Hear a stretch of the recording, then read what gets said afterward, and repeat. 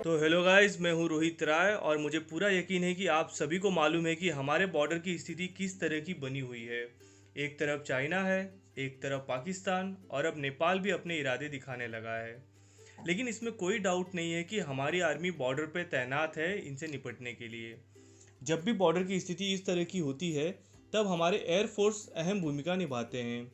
लेकिन एयरफोर्स में पिछले 10 साल में ऑन एन एवरेज 80 पायलट हर साल रिज़ाइन करते हैं और इसी वजह से इंडियन एयरफोर्स में पायलट की कमी हो गई है।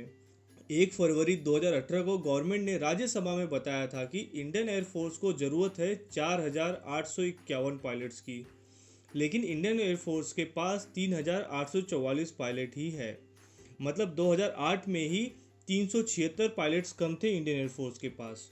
और इस विषय में अधिक जानकारी के लिए इंडिया टुडे ने राइट टू इन्फॉर्मेशन का एप्लीकेशन सबमिट किया था इंडियन एयरफोर्स में।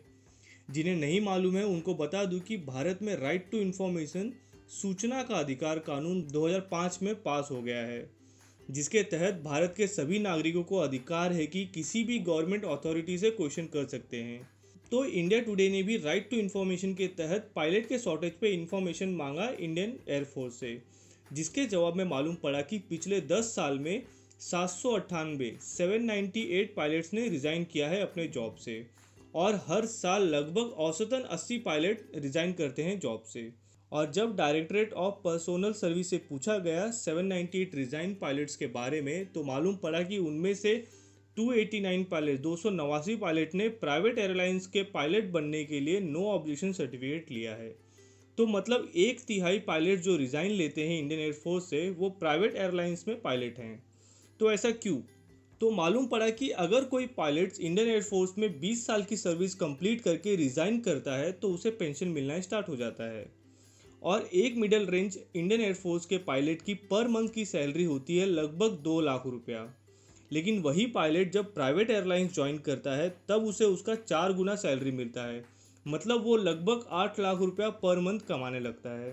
तो यही बहुत बड़ा रीज़न है कि पायलट्स अपने रिटायरमेंट के पहले ही रिज़ाइन कर रहे हैं। और जब इंडियन एयरफोर्स से पूछा गया कि इस तरह की रिज़ाइन और प्राइवेट एयरलाइंस में जाके जॉब करने को रोकने के लिए इंडियन एयरफोर्स में कोई पॉलिसी है, तो जवाब में इंडियन एयरफोर्स ने कहा कि अभी तक ऐसा कोई पॉलिसी नहीं है उसे रोकने के लिए। तो हमारे इंडियन एयरफोर्स की स्थिति ऐसी है कि ना ही उनके पास ज़रूरत के मुकाबले एयरक्राफ्ट है और ना ही उन्हें उड़ाने के लिए पायलट। और हमारे यहाँ 5 राफेल की खरीद को मीडिया इस तरह से दिखाती है कि जैसे इंडियन एयरफोर्स की सारी ज़रूरतें पूरी हो गई हैं। तो इंडियन गवर्नमेंट को एयरक्राफ्ट और पायलट्स बढ़ाने की ज़रूरत है। अब आप में से कुछ लोग बोलेंगे कि देश में वैसे ही बेरोजगारी बढ़ी हुई है तो न्यू पायलट्स जल्दी से हायर हो जाएंगे। तो आपको बता दूं कि इंडियन एयरफोर्स का पायलट बनना इतना आसान नहीं होता है। और अगर नए पायलट्स आ भी गए तो क्या, आपके हर साल 80 एक्सपीरियंस पायलट रिज़ाइन कर रहे हैं, तो उन्हें कंट्रोल करने के लिए गवर्नमेंट को सोचना चाहिए।